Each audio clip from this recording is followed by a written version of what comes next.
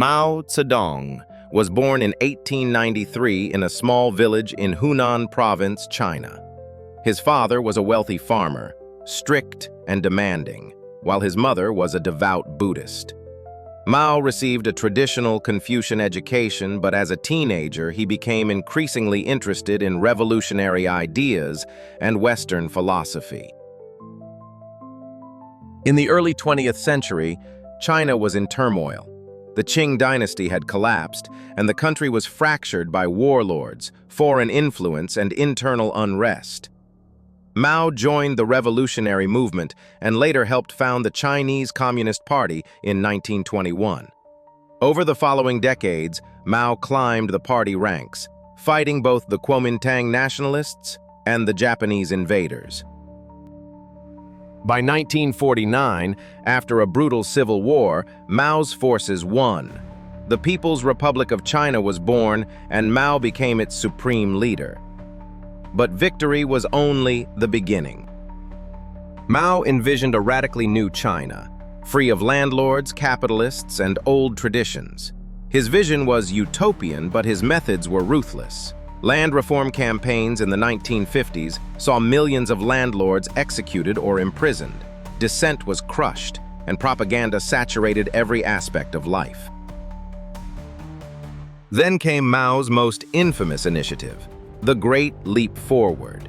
Launched in 1958, the Great Leap was supposed to turn China into an industrial superpower overnight. Peasants were forced into collective farms. Backyard furnaces were built to produce steel.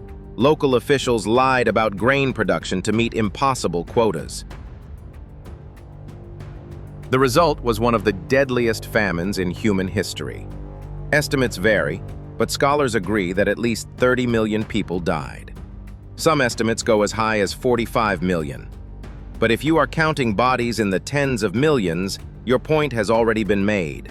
People starved to death in the fields they worked. Reports of cannibalism and mass graves emerged. And all the while, Mao refused to acknowledge the disaster. Despite the catastrophe, Mao retained his grip on power. In the 1960s, he launched the Cultural Revolution, another campaign aimed at purging bourgeois elements from Chinese society. Students, known as Red Guards, turned on their teachers, parents, and intellectuals. Temples were destroyed, books burned, and countless lives ruined. Why is Mao still respected in China despite the overwhelming evidence of his crimes? Part of the answer lies in nationalism. Mao is credited with unifying the country, defeating foreign powers, and laying the foundation for modern China. Official history downplays the atrocities, or blames others.